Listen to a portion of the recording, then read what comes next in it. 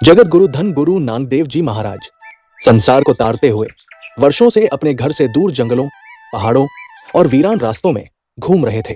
जहां भी किसी अत्याचार, पाप या दुख की खबर मिलती, गुरु जी वहीं पहुंच जाते और लोगों को परमात्मा के नाम, सच्चाई और गुरबानी का उपदेश देकर सीधा रास्ता दिखाते। उनके साथ हमेशा भाई मर्दाना जी रहते थे। लंबे सफर और कठिन रास्तों के कारण भाई मर्दाना जी बहुत थक गए। डरावने जंगलों से गुजरते हुए उन्होंने विनती की, गुरु जी, अब शरीर साथ नहीं देता। घर से निकले हुए बहुत साल हो गए हैं। हम अपने गांव पंजाब से हजारों कोस दूर आ गए हैं। ये इलाके बहुत खतरनाक है। अगर यहाँ हमें कुछ हो गया तो हमारे घर वालों तक खबर भी नहीं पहुंचेगी। कृपा करके अब वापस पंजाब चलिए। कुछ समय घर रहेंगे, फिर जहां आप कहेंगे मैं आपके साथ वही चलूंगा। मर्दाना जी की बातें सुनकर गुरु नानक देव जी मुस्कुराए और बोले, मर्दाना जी, कादिर की कुदरत को देखकर खुश हुआ करो। देखो परमात्मा ने कितने सुंदर पहाड़, नदियां, पंछी और जीव बनाए हैं। इंसान का जीवन छोटा है, लेकिन काम बहुत बड़े हैं। बहुत सी आत्माएं जन्मों से परमात्मा से बिछड़ी हुई है। उन्हें परमात्मा से मिलाना है। धरती अभी बहुत बड़ी हुई है, जहां जहां हमें जाना है। अगर अभी ये काम छोड़ दिया तो फिर जीवन में ऐसा अवसर आसानी से नहीं मिलेगा। जीवन का उद्देश्य पूरा करना ही इंसान का धर्म है। लेकिन मर्दाना जी बार बार घर जाने की विनती करते रहे।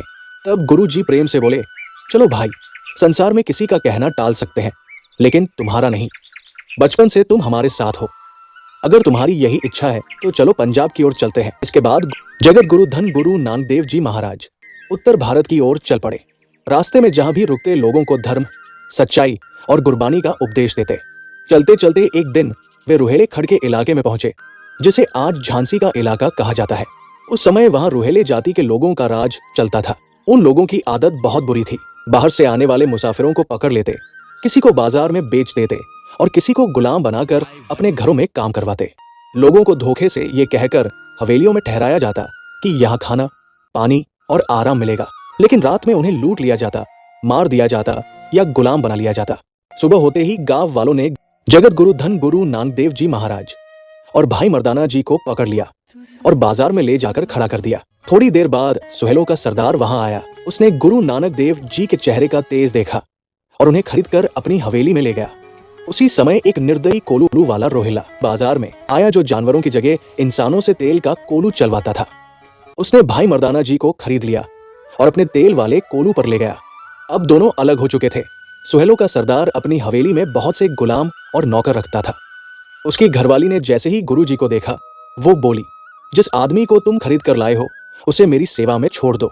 मुझे घर के काम के लिए एक साफ सुथरा आदमी चाहिए। सरदार ने उसकी बात मान ली। एक दिन सरदार की घरवाली ने गुरु जी के सिर पर पानी का बर्तन रख दिया और कहा, जाओ कुएं से पानी भर कर लाओ। गुरु महाराज वाहेगुरु का जाप करते हुए कुएं की ओर गए, लेकिन वहां पहुंचकर देखा कि कुएं का सारा पानी सूख चुका है। गुरु जी दूसरे कुओं पर भी गए, लेकिन पूरे शहर के सारे कुएं सूख चुके थे। गुरु जी खाली बर्तन लेकर वापस हवेली लौट आए। सरदार की घरवाली ने पूछा, पानी कहाँ है? गुरु जी बोले, पूरे शहर के कुएं सूख चुके हैं, कहीं भी पानी नहीं है। इतने में पूरे शहर के लोग भागते हुए हवेली पहुंच गए और चिल्लाने लगे कि सारे कुएं सूख गए हैं, आदमी और जानवर प्यास से बेहाल हैं। दूसरी तरफ भाई मर्दाना जी तेल के कोलू पर काम कर रहे थे। तेल निकालने में भी पानी की जरूरत पड़ती थी, इसलिए काम रुक गया। कोलू वाला रोहेला गुस्से में बोला, काम क्यों बंद कर दिया? तभी एक गुलाम बोला, मालिक, पूरे शहर में पानी खत्म हो गया है। ये सुनकर भाई मर्दाना जी हंस पड़े। कोलू वाला रोहेला बोला, तुम क्यों हंस रहे हो? मर्दाना जी बोले, तुम लोग बहुत पत्थर दिल हो। इंसानों से जानवरों वाला काम लेते हो और लोगों को गुलाम बनाकर रखते हो। अभी तो सिर्फ पानी सूखा है, अगर परमात्मा का क्रोध आ गया तो पूरा शहर भस्म हो जाएगा। इस साथी को तुम लोगों ने गुलाम बनाया है, वो कोई साधारण मनुष्य नहीं, वो परमात्मा का भेजा हुआ महापुरुष है। नदियां, पहाड़, धरती और सारी सृष्टि उनकी आज्ञा में चलती है। ये सुनकर कोलू वाला रोहेला डर गया और बोला, अगर ये सच है तो हमें उनके पास ले चलो। उसी समय पूरे शहर के लोग मंदिर में इकट्ठा हो चुके थे। गांव वाले देवता की मूर्ति के सामने हाथ जोड़कर खड़े थे। तभी भाई मर्दाना जी भी वहां पहुंचे और भीड़ में जाकर गुरु नानक देव जी के चरण पकड़ लिए। रोते हुए बोले, गुरु जी, मुझे बचाइए, ये लोग इंसानों से जानवरों जैसा काम लेते हैं। गुरु जी ने उनके सिर पर हाथ रखा और बोले, उठ जाओ, अब कोई तुम्हारी ओर आंख उठाकर भी नहीं देख सकेगा। आंखें बंद करो और हमारे पीछे पीछे गुरबानी का उच्चारण करो। जब इनके कानों में गुरबानी पड़ेगी तभी इनका उद्धार होगा। इसके बाद गुरु नानक देव जी और भाई मर्दाना जी ने आंखें बंद करके पवित्र गुरबानी का जाप शुरू कर दिया। जैसे जैसे गुरबानी की आवाज पूरे मंदिर में गूंजने लगी, वैसे वैसे लोगों के दिल कांपने लगे। सुहेलों का सरदार, उसकी घरवाली और पूरा शहर अपने पाप याद करके रोने लगा। सबको ऐसा महसूस होने लगा जैसे उन्होंने परमात्मा के रूप को ही गुलाम बना लिया हो। सुहेलों का सरदार दौड़कर गुरु जी के चरणों में गिर पड़ा और बोला, हमसे बहुत बड़ी गलती हो गई, हमें माफ कर दीजिए। उसकी घरवाली भी गुरु जी के चरणों में गिरकर रोने लगी। तब गुरु नानक देव जी बोले, आज के बाद जो भी तुम्हारे इलाके में आए उसकी सेवा करना, उसे लूटना नहीं। एक ऐसी धर्मशाला बनाओ जहां सुबह शाम परमात्मा का नाम लिया जाए। हर आने वाले इंसान में परमात्मा का रूप देखो। किसी के साथ धोखा मत करो। भूखे को खाना दो, प्यासे को पानी दो और मुसाफिर को रहने की जगह दो। आज ही सारे गुलामों को आजाद कर दो।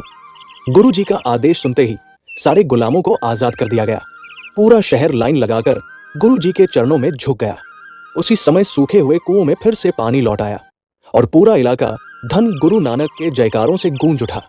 लोगों ने वचन दिया कि आज के बाद कभी किसी इंसान को तंग नहीं करेंगे, किसी को गुलाम नहीं बनाएंगे और इंसानों से जानवरों वाला काम नहीं लेंगे। गुरु नानक देव जी महाराज उन्हें सच और दया का उपदेश देकर फिर पंजाब की ओर चल पड़े। ऐसी ही और प्रेरणादायक साखियां सुनने के लिए हमारे चैनल को लाइक, शेयर और सब्सक्राइब जरूर करें।